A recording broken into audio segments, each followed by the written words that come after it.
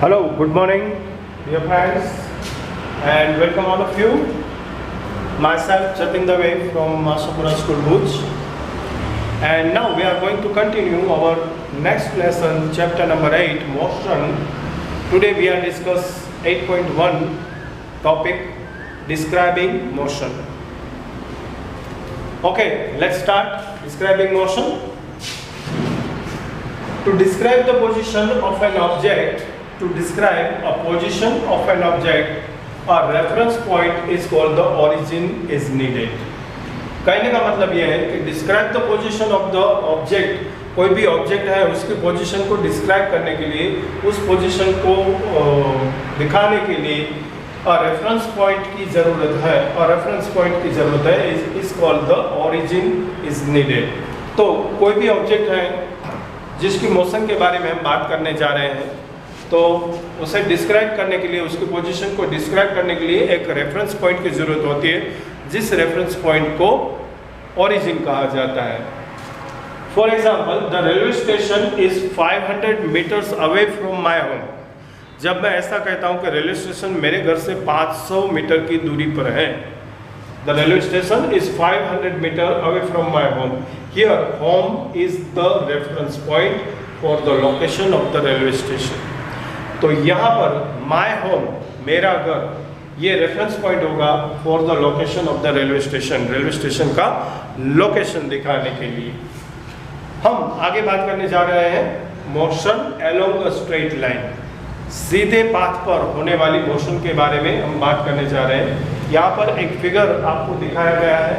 So let's see the figure on the black board. Motion along a straight line, ये figure है position of an object, position of an object on the straight line path. ये एक सीधा रास्ता है जिस पर हमने किलोमीटर्स दिखाए हैं. 0 रिप्रेजेंट करता है रेफरेंस पॉइंट को, जिसे हम ओरिजिन ओ कहेंगे, और इसके बाद हमने यहाँ पर every unit is equal to 5 kilometer का स्केल दिया है.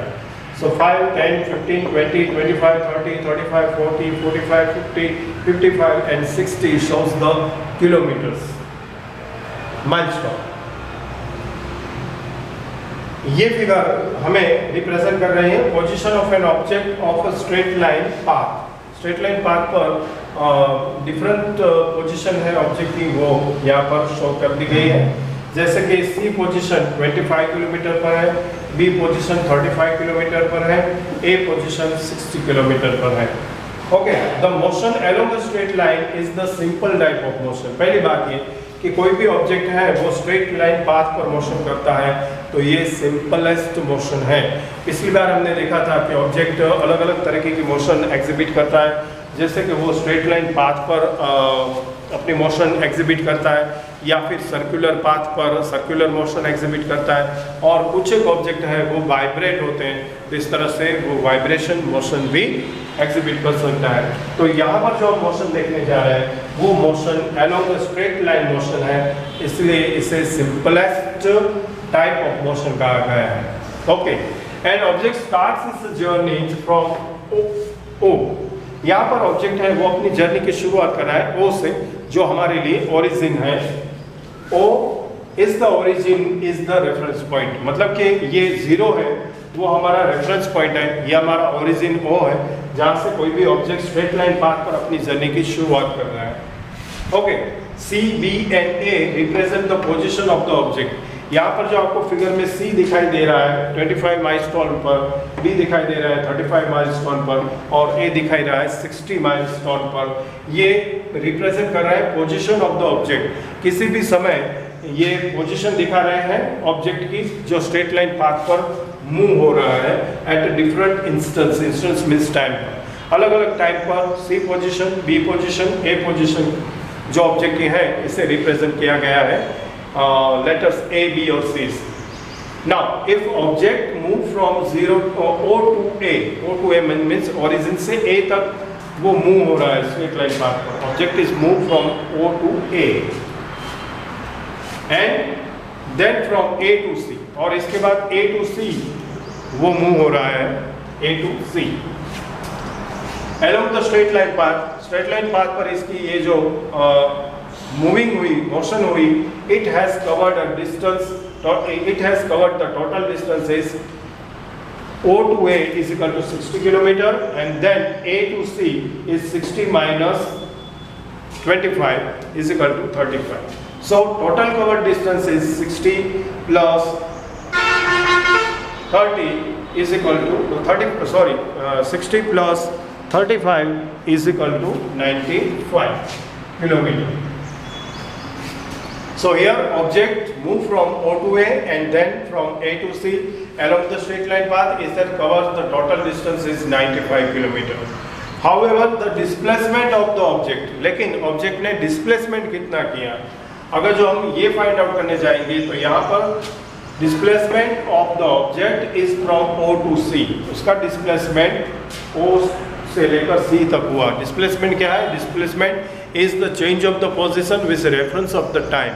टाइम के साथ पोजीशन चेंज करने में जो आती है इन दोनों के बीच के डिफरेंस को, मतलब initial position and the final position, इन दोनों का जो डिफरेंस मिलता है उसे डिस्प्लेसमेंट कहा जाता है. So here once again the displacement of the object is from O to C is 25 kilometer is equal to 25 because 25 minus 0 equal to 25 is the distance. So here displacement is 25 kilometer. Here the distance covered by the object is 95 kilometer and displacement is 25 kilometer. So the distance covered by the object and its displacement are not same.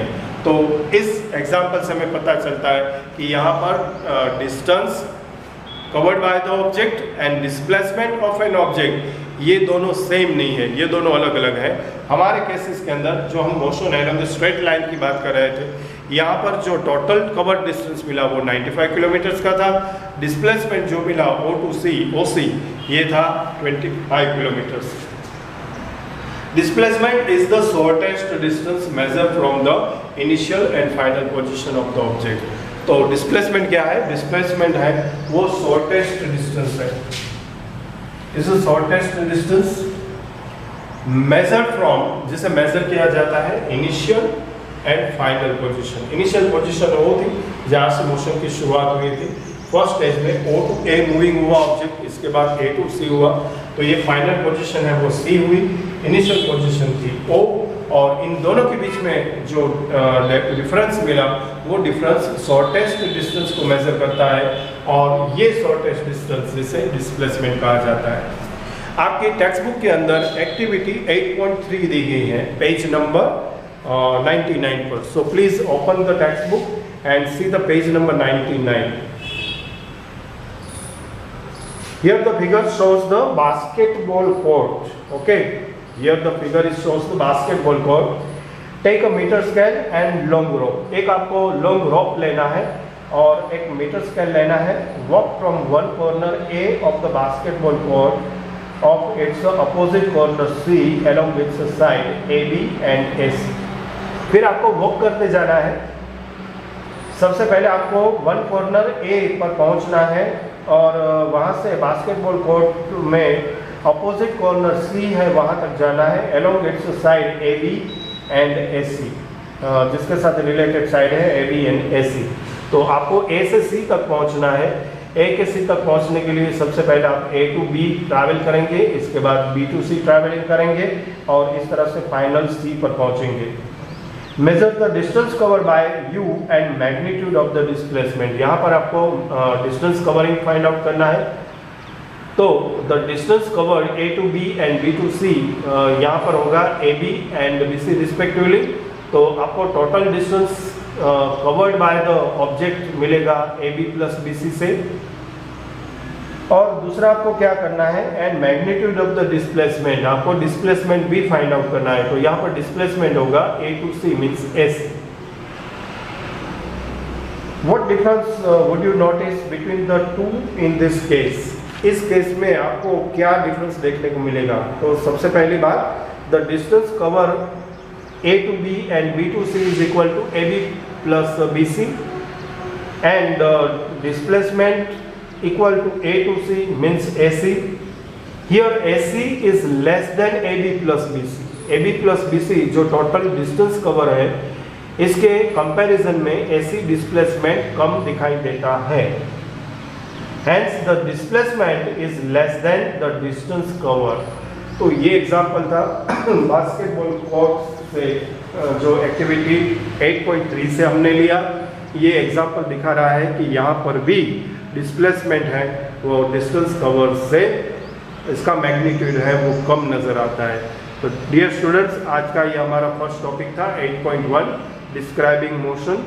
और इस describing motion में हमने कुछ बातें जो याद रखने वाली सीखी। वो सबसे पहले ये थी कि describe the position of an object और reference point called the origin is needed. कोई भी पोजीशन ऑब्जेक्ट की डिस्क्राइब करनी है तो इसके लिए एक रेफरेंस पॉइंट की ज़रूरत पड़ती है जिसे ओरिजिन कहा जाता है। दूसरी बात, position of an object on straight line path के बारे में। Motion along the straight line, simple straight way पर होने वाली मोशन ऑफ एन ऑब्जेक्ट, ये simple type of the motion है। इस सिंपल टाइप ऑफ मोशन की जर्नी की शुरुआत and object start is the journey from O, origin is the reference point. जो शुरुआत जर्नी की करता है उसे ओरिजिन मतलब के रेफरेंस पॉइंट कहा जाता है, इनिशियल रेफरेंस पॉइंट कहा जाता है। और दूसरी बात हमें ये देखने को मिली कि यहाँ पर डिस्प्लेसमेंट हमेशा डिस्टेंस के जितना इक्वल नहीं मिलता। हमने जो डिफरेंट केसेस यहाँ पर जो केस सॉल्व किया, यहाँ पर जो केस हमने डिस्कस किया, इसमें हमने देखा कि displacement is less than the distance cover of an object. ये हमें देखने को मिला। एक्चुअली डिस्प्लेसमेंट क्या है? Displacement is the shortest distance measure from the initial to the final position of an object. तो ये आज की हमारी डिस्कस थी। इसके बाद आपके टेक्स्ट में एक टेक्सचुअल एक्सरसाइज दिया गया है 8.1 को कंप्लीट करते हुए। आज आपको इसके सारे questions as a homework complete करने हैं और नेक्स्ट वीडियो में हम मिलेंगे आगे यूनिफॉर्म और नॉन यूनिफॉर्म मोशन के साथ। तब तक के लिए thank you and bye bye.